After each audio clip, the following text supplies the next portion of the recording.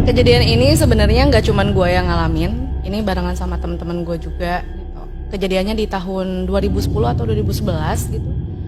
Jadi sebenarnya ini adalah program dari universitas, kita ngejalanin program KKN gitu. Nah, kalau KKN itu kan biasanya ada sekumpulan mahasiswa dari beberapa fakultas tuh digabungin gitu.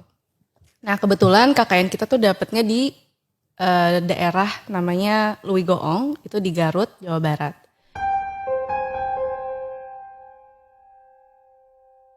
Nah, pada saat itu kita tuh dapat 13 orang gitu, satu kelompok itu. Nah, tapi karena terlalu banyak akhirnya di split jadi dua. Nah, kemudian di kelompok aku sendiri itu ada 3 perempuan, 3 laki-laki. Jadi sama aku 7 orang gitu.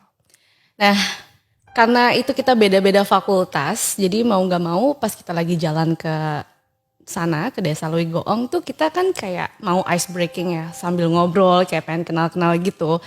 Dan nggak tahu kenapa tiba-tiba pengen cerita horor aja gitu. Karena kan kalau kita cerita horor tuh biasanya lebih gampang akrab gitu kan. Nah, ada tuh teman-teman aku yang laki-laki itu, mereka bercanda, nggak tahu dia dapat dari mana. Pokoknya dia bilang kayak, tahu nggak kalau misalnya nih ada rumah itu di dalam satu ruangan di dalam rumah itu ada kursi yang kursi itu menghadap ke pojokan tembok gitu. Itu tuh kayak misalnya ini kan pojokan tembok nih kotak gitu. Terus ada kursi yang mengarahnya tuh ke bagian sisi pojoknya ruangan itu. Itu katanya tuh rumah bakalan banyak banget penghuninya gitu. Itu kita bercandaan aja kayak apaan sih, nggak apa hubungannya gitu kan. Pokoknya tuh aneh banget. Terus sampailah singkat cerita kita sampai di rumah yang dimana nanti kita bakalan tempatin gitu. Dan kebetulan itu rumah dari Pak RT atau kepala desanya gitu. Nah, pas kita masuk kan biasa disambut gitu kan. Pas disambut kita udah nyiapin 2 kamar gitu. Ini kamar untuk perempuan, kamar untuk laki-laki gitu. Dan posisi ruangannya itu langsung ruang tengah. Terus di situ ada kamar mandi, kamar perempuan dan kamar laki-laki. Nah, kamar laki-laki ini agak ngelorong gitu, agak ngelorong.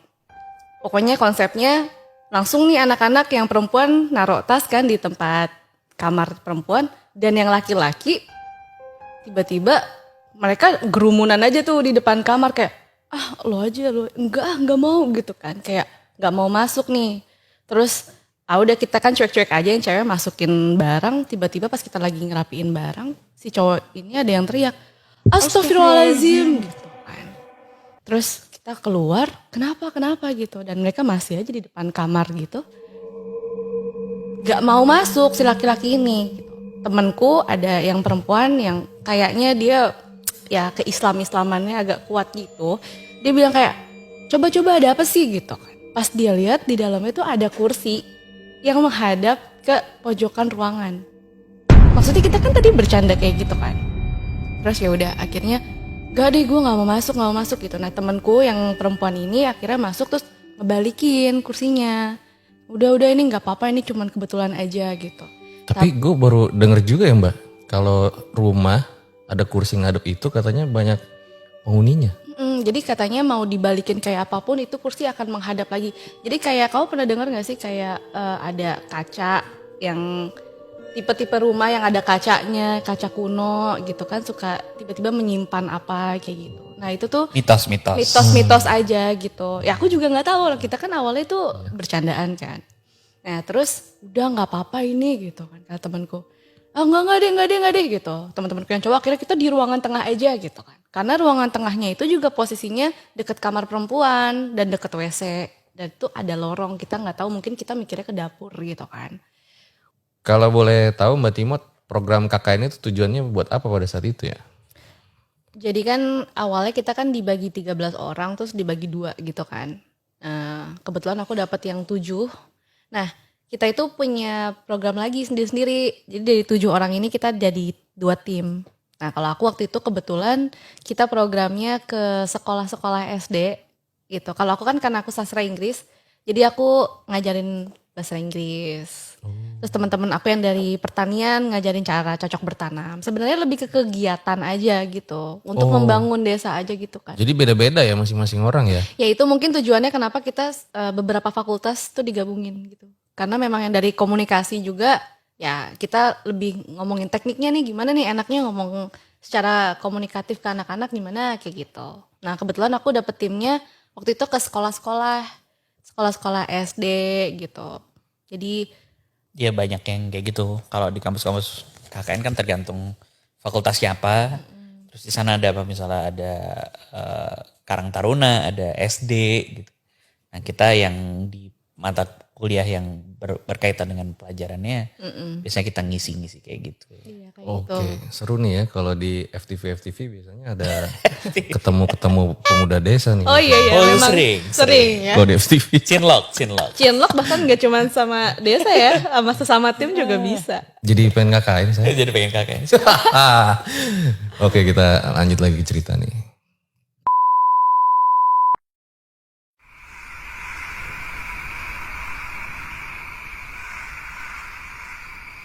Nah malamnya udah santai-santai kayak ya kita mau bikin apa nih gitu kan untuk sosialisasi nih di KKN Wegoong ini gitu. Terus pas malam-malam ini kita biasa aja tuh ngejalanin gini program ini. Sampailah kita di malam Jumat pertama. Itu hari Kamis pertama di minggu pertama kita KKN. Temenku nih ada perempuan, aku kasih nama ini aja ya, bukan nama asli nih, nama samarannya kita panggilnya Ica gitu. Nah si Ica ini tiba-tiba dia tuh kayak emang tipikalnya anak ini lemes gitu. Terus kayak aku kayaknya mau ke kamar deh kata dia kayak gitu. Terus kayak ya udah kamar aja gitu. Pas dia ke kamar, tiba-tiba temanku yang perempuan itu yang tadi aku bilang pertama kali dia ngebalikin kursi, itu dia bilang kayak gini, kok kayaknya perasaan gue gak enak nih gitu kan. Ya kita mah kenapa gitu. Enggak kayak tadi si Ica nih biasa-biasa aja kok tiba-tiba lemes ya pas udah kelar maghrib gitu. Oh deh gitu, udah kita ngobrol-ngobrol terus dia gak nyaman akhirnya dia nyamperin si Ica kan ke kamar. Icanya gak ada. Padahal itu posisinya kan ini ruang tengah, ini ruang perempuan kan. Literally kita ngeliat dia ke situ gitu. Tapi Samping-sampingan doang ya? Nah terus si temenku ini inget balik, men Icanya nggak ada, gitu kan? Ica nggak ada, hah? Bener loh, gitu kan? Kemana gitu? Kita bukalah ke kamar mandi yang notabene di sebelah kamar perempuan, tapi ya kita bakal ngeliat juga dong kalau Ica ke situ. Itu nggak ada Icanya, pas kita lihat nggak ada. Nah kebetulan antara ruang perempuan dan ruang kamar mandi itu ada lorong, gitu. Nah pas ke lorong itu kita nyari dong ke situ kirain ke dapur kan. Ternyata di belakang situ ada pintu keluar lagi dan itu tuh ada kayak bambu-bambu dan ternyata di situ ada satu ruang yang lembab banget. Lo aja yang masuk, lo aja di situ kali gitu kan. Lembab yang pertama, yang kedua gelap, yang ketiga tiba-tiba ada suara air. Kan horor banget kan kita nggak tahu ada apa. Karena itu rumahnya di tengah-tengah sawah gitu.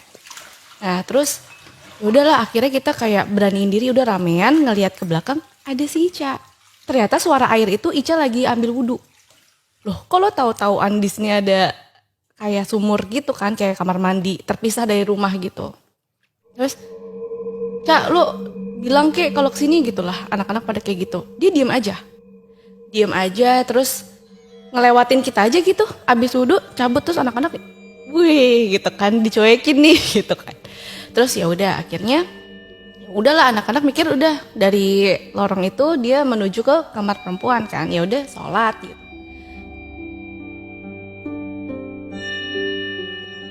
Kita udah ngobrol-ngobrol lagi di tengah-tengah gitu kan di ruang tengah. Tiba-tiba ada suara pintu dari luar kebuka kayak gerbang gitu. Nah siapa tuh gitu kan. Pas anak-anak nengok ke pintu kita kebuka yang tadi kita baru masuk langsung ruang tengah. Ica masuk dong. Terus kaget dong anak-anak. Hah? Langsung pada ke dalam, ke ruang perempuan. Gak ada bekas orang sholat.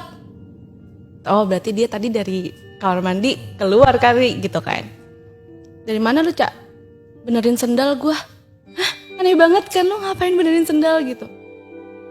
Bukannya tadi ke toilet? Enggak, dari awal gue emang pengen keluar gitu. Gue gak nyaman aja ngelihat sendal berantakan gitu. Aneh kan? Maksudnya benerin sendal tuh? Jadi kita tuh kayak naro sendal sepatu tuh berantakan gitu loh. Oh, Kayak udah, ya udah, nama juga kan abis kegiatan biasanya anak-anak langsung pengen cepet-cepet istirahat kayak gitu. jadi dia nggak ngerasa tadi wudhu di deket sumur itu? Nah pada saat itu kita nggak. Jadi kita taunya, bukannya tadi lo ke WC? Enggak, dari awal gue emang keluar gitu. Aneh banget kan gitu. Terus kayak ya udah. Tapi bajunya sama? Sama, pokoknya bener-bener ya Ica yang kita lihat pada saat itu gitu. Udah abis itu aneh tapi ya udah gitu kan. Kita tetap ngejalanin ya kegiatan-kegiatan kita sampai di minggu kedua. Hari Kamis juga. Malam Jumat lagi nih. Malam Jumat lagi. Sebelum dilanjutin boleh digambarin dulu nggak Mbak? Sebenarnya rumahnya itu jauh-jauhan sama warga kah? Apa gimana gitu? Kebetulan kan karena ini rumah kepala desa atau RT gitu ya. Jadi memang udah lebih modern dibandingin yang lain. Cuman posisinya itu di pinggir jalan. Tapi ini rumah sendirian. Itu sekelilingnya tuh bener-bener sawah. Sawah, terus di belakang yang aku bilang ada WC itu hutan bambu gitu. Jadi itu ada hutan di tengah-tengah sawah gitu lah. Jadi kayak semacam, kalau di sana memang tipikal rumahnya itu kamar mandi tuh terpisah gitu dari rumah utama gitu. Iya memang kalau di desa tuh kayak gitu ya. Nah itu di belakang itu ada sumur tuh. Di yang Buat narik air ya? buat narik air kayaknya. Dan emang kayaknya buat nyuci juga, kayaknya ada ember-ember gitu juga sih. Berarti Mbak Timot suka ngambil air di sumur juga?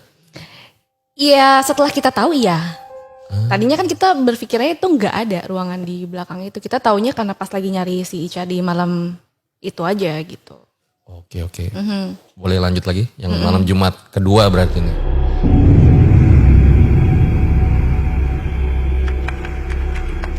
Pas di malam Jumat di minggu kedua kita di sana, itu lagi-lagi nih si Ica itu kayak gue gak enak badan deh gitu. Terus ya udah dia ke WC. Gue gak tahu deh, pokoknya kita tuh udah kayak lupa lah sama kejadian yang kemarin karena udah seminggu yang lalu juga gitu kan. Terus si Icanya juga Ini semuanya berarti ya lagi ngumpul, ngedenger kayak gitu. pokoknya Cowok. cewek cowok. Kita tuh pokoknya semuanya anaknya ruang tengah banget lah. Karena emang pintu masuk langsung ruang tengah gitu. Karena anak-anak cowok kan gak ada yang mau di kamar kan. Sekitar jam berapa nih? Pokoknya setiap abis maghrib. Nah jadi setiap abis maghrib itu si Icanya ngerasa kayak gak nyaman. Pengen lah dia ke WC. Ke kamar. Iya. Jadi pokoknya setiap Ica ngerasa gak nyaman abis maghriban gitu. Dia langsung cus tuh ke kamar gitu. Dan kita udah gak ngeh kan. Nah teman aku yang lagi-lagi yang si mbak ini gitu. Kok ngerasa gak nyaman gitu. Kayak ada sesuatu deh kayaknya gitu. Disamperin lagi dong ke sana gitu kan. Kita samperin ke si mbak itu nyamperin ke kamar gitu. Gak ada lagi. Oh langsung lah kita semua Icanya gak ada nih gitu kan. Oh yaudah kita ke belakang lagi gitu. Itu tuh sebenarnya kita udah ngerasa aneh sih. Karena kalau misalnya dia ke belakang itu pasti kelihatan sama kita. Tapi kita tuh gak ngeliat. Padahal itu sumurnya serem juga ya sebenarnya ya. Iya. Kalau malam-malam. Harusnya sih kalau secara konsep emang sumur di luar rumah itu udah pasti Deket pohon-pohon bambu dan lagi ya. gelap gitu kan. Kita samperin dong si Ica gitu. Dan beneran kita ikutin, oh ada dia lagi wudhu. Terus kita ikutin, kita liatin dia benar ke kamar. Kita make sure dong kalau ke kamar gitu kan. Oh beneran dia mau sholat kayak gitu. Terus ya udah abis itu, tar dulu ya bentar aku kok Oh, nggak apa. tiba-tiba deg-degan ya. Serem. Minum. Minum dulu. Minum dulu boleh ya? Buat kalian yang punya pengalaman horor nyata, bisa kirim cerita kalian ke email rj5 atau DM Instagram rj5.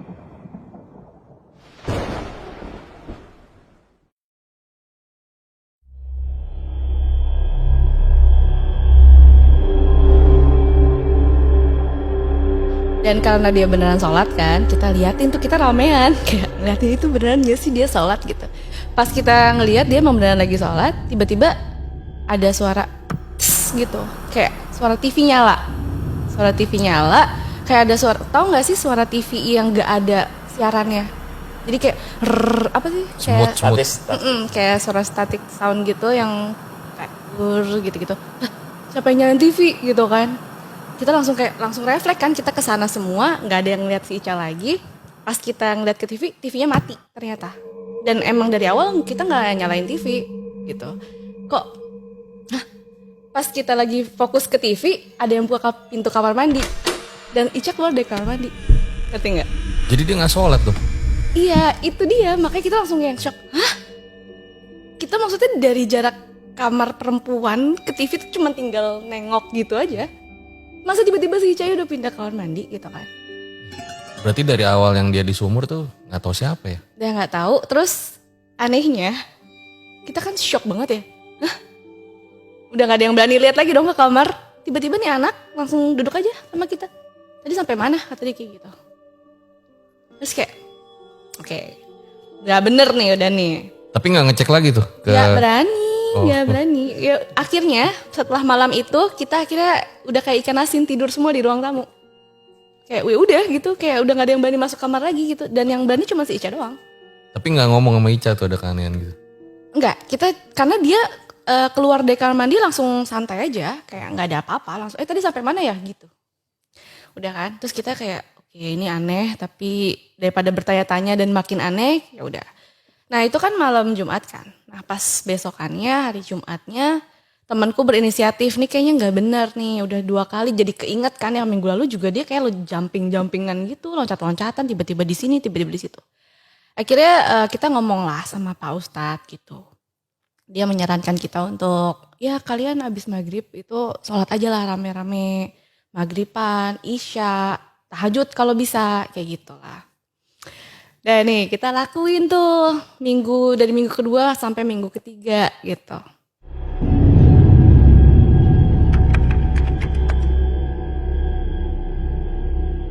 Dari mulai minggu kedua ke minggu ketiga, itu si Ica tiap abis maghrib, tiap maghrib deh, tiap kita mau siap-siap sholat maghrib barengan, itu dia selalu kayak, gue ini dulu ya keluar, gue ini dulu ya, pokoknya dia nggak pernah mau ikut aktivitas kita berjamaah gitu. Semenjak itu terus nggak tau lah, pokoknya dia suka tiba-tiba ke WC sendiri, sampai kita tuh udah yang terserah dia lu mau ngapain kayak gitu kan. Terus ya udah akhirnya kita lakuin itu sampailah kita di minggu ketiga kan. Nah minggu ketiga ini adalah minggu pertama kalinya kita ngerasain bareng-bareng kalau ada keanehan sih emang antara nggak tahu ya antara Icanya atau emang rumahnya atau lingkungan kita gitu. Jadi ini nggak tahu aku sial banget. Jadi pas minggu ketiga itu aku yang ngerasain langsung. Jadi pas sekitar jam 11 malam itu kita yang kayak udah ketiduran gitu di malam Jumat ini. Kita tiduran di ruang tamu, aku tuh jam 11 malam kebangun kayak gitu. Kok samar-samar tuh aku lihat itu Ica kayaknya nih mau ke sana, mau ke arah lorong ke kamar mandi sumur gitu kan. Aku teriak dong, Cak gitu. Tapi kayaknya tuh nggak keluar. Aku ngerasa kayak apa sih ini berat banget, aku mau bangun tuh nggak bisa gitu. Terus ya udah kan. Nah itu kan posisinya kan gini ya, aku tiduran terus aku madep gini kan, cak gitu. Akhirnya aku kuatin untuk nengok ke depan, gini, ke atas gitu. Tuh, tiba-tiba ada sosok pocong, masih ada kapasnya, matanya hitam banget, terus baunya kerasa banget deh pokoknya. Pokoknya itu jaraknya ada kali cuman jengkal atau 10 cm lah ya, nggak nyampe. Terus tau gak posisi kayak gitu gak ada tuh, aku kepikiran mau teriak, jangankan ngomong kasar ya kayak mau ngomong apa gitu, ini mau ngomong astagfirullahaladzim aja gak bisa, gak tahu gimana pokoknya kesirap atau apa, aku istirahat abis itu lupa semuanya.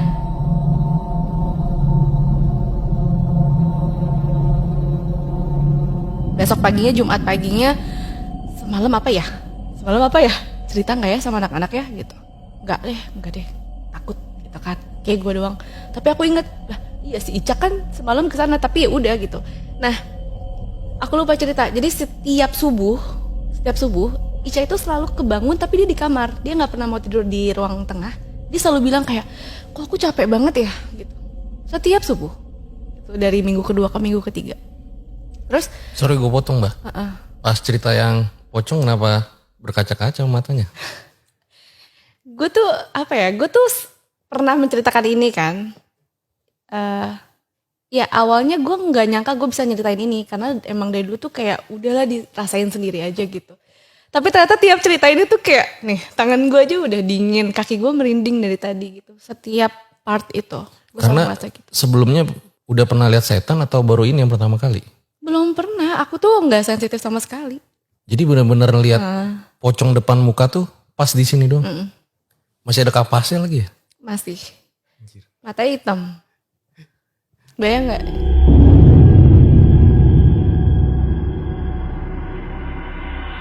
Ya, situ Jumat paginya udah tuh aku pendam aja kan, nggak cerita. Yang penting si Icanya baik-baik aja, ada barengan kita gitu. Pas lagi sholat Jumat kan kita suka dapat penyuluhan gitu ya dari Ustadz gitu kayak gimana gini. Aku nggak kuat cerita lah aku. Oh katanya gitu. Kita akhirnya minta nih Pak Ustadz bisa nggak tidur di sini aja, soalnya serem banget gitu kan. Tapi nggak mungkin dong masa Ustadz tidur sama kita gitu. Udah pokoknya kalian mulai sekarang tahajud barengan gitu. Ya udah akhirnya kita lakuin. Cerita tuh lihat penampakannya sama Pak Ustadz.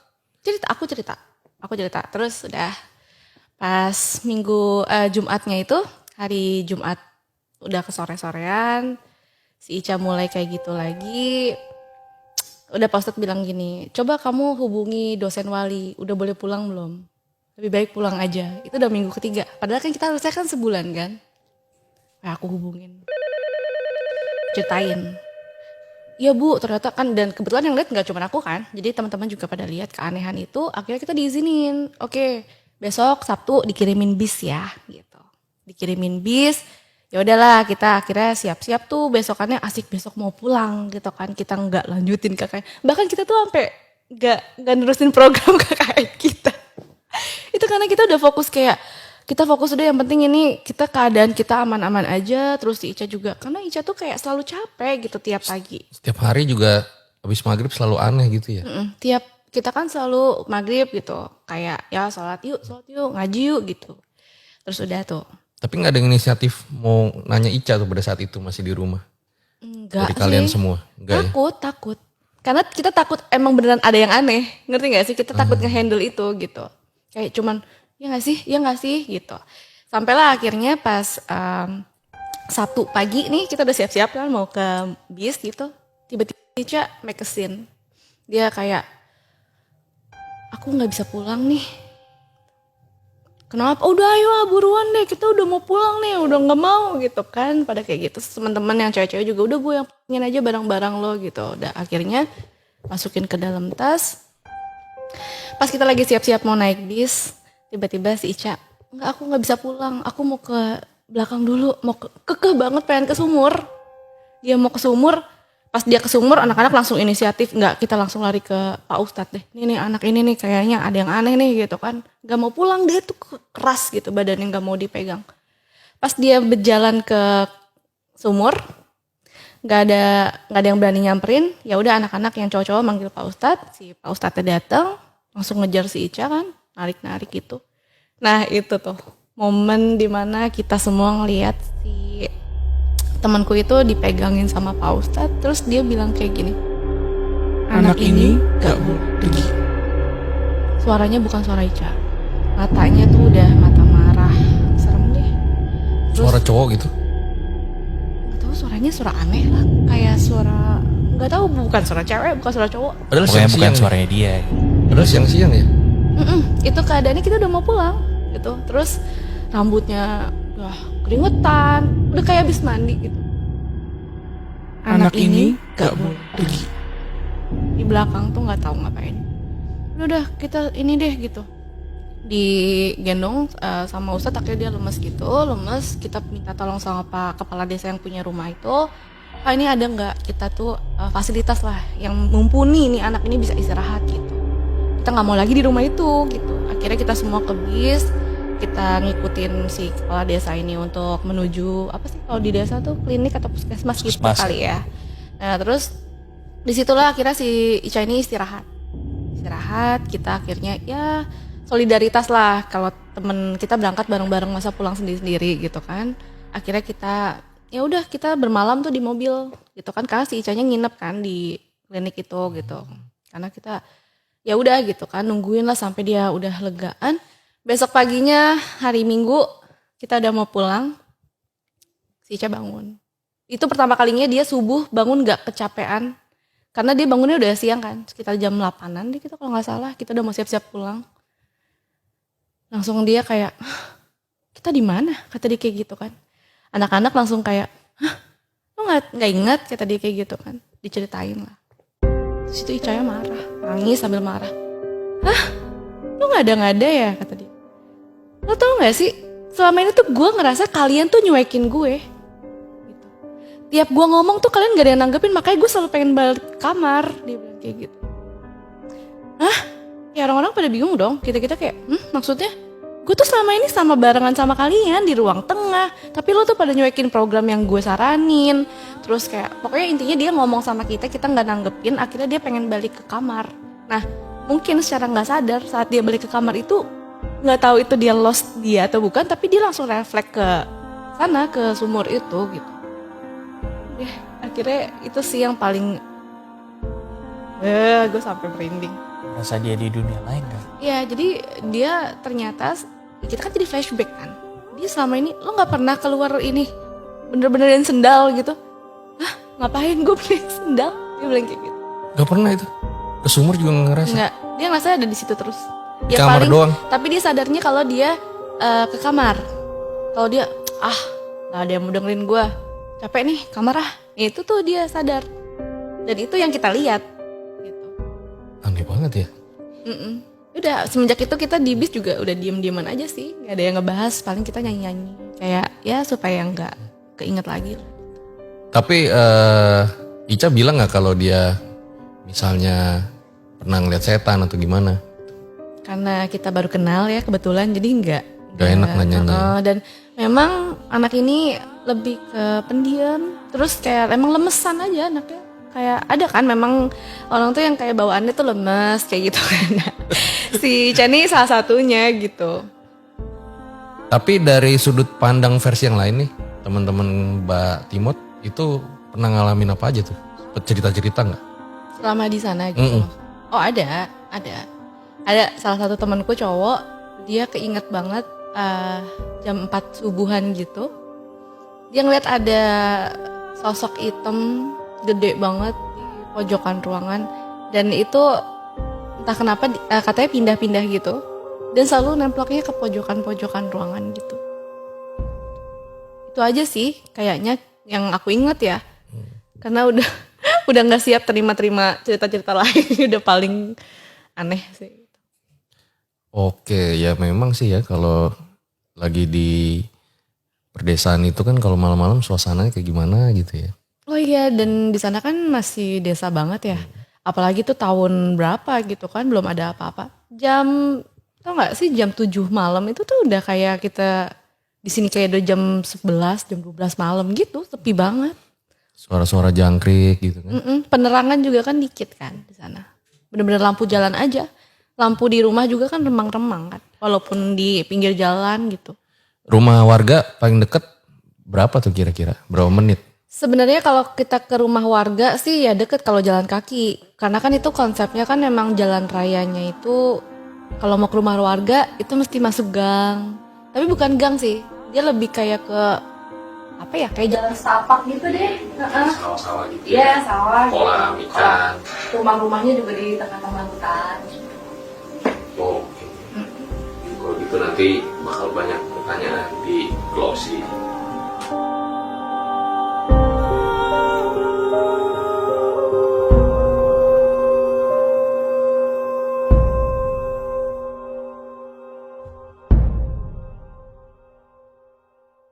Itu dia guys, sebuah kisah KKN ya dari Mbak Timot, di mana ini ngeri-ngeri sedap juga ya pas KKN ada satu temennya yang bertingkah nyeremin. Nah sebelum selesai ada beberapa pertanyaan yang pengen gue tanyain sama Mbak Timot.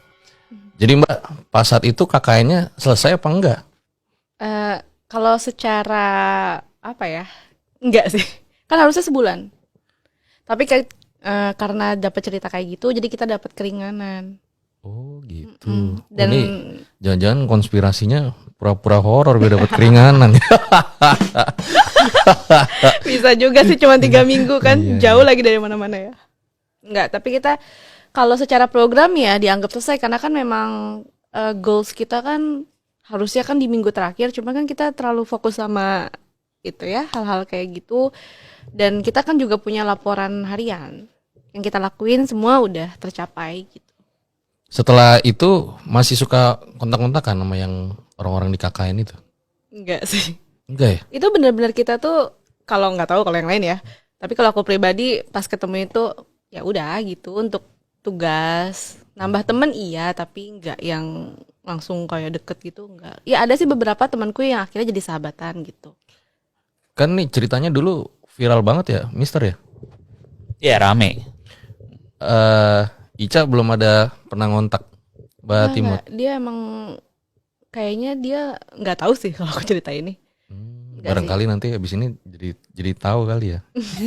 Sebenarnya mungkin dia udah tahu karena kan ini kan juga nggak sekali ya aku cerita gitu kan. Tapi dia emang tipikalnya ya udah anaknya kayak ya udah aja santai kok. Sekarang dia udah ini kok udah hidup baik-baik aja kayaknya ya. Kalau yang aku lihat dari sosmed sih. Oke deh kalau gitu. Nah, Mister, Yes. sekarang lagi sibuk bikin apa nih? Lagi ya biasa ngerjain cerita-cerita horor udah sampai 720 episode ya. 720 ya? 720-an. Kalau udah 1000 mau ada spesial episode. Spesial bareng RJL lagi ya. Waduh. Iya nih kita bikin apa ya yang spesial gitu, Mister? Kemarin kita mau bikin live-livean lagi Oh iya. sama beberapa kreator lain ya. Mudah-mudahan jadi Mudah-mudahan itu ya. jadi ya. Oke deh kalau gitu. Gue rasa cukup demikian ya episode Om Mamat pada kali ini. Makasih banget Mister nih. Udah Terima numpang kasih. RJL nih. Numpang terus nih kalau ke Mister nih. Bagus. Nanti ada cerita lain lagi yang bisa diangkat ke RJL ya. Nah, boleh banget tuh. Kira-kira menurut kalian apa ya? Komen aja di bawah. Makasih juga buat Mbak Timot yang udah menyempatkan waktunya bercerita di RJ5. Jangan lupa nih nanti mampir ke channel-channel beliau, nanti gue taruh di deskripsi. Ambil baiknya, buang buruknya. Dengan adanya cerita-cerita seperti ini, jangan malah menjadikan kalian takut. Akan tetapi kalian harus semakin yakin dan percaya dengan kebesarannya. Gue Fajar Aditya, RJ5 undur diri. Ciao.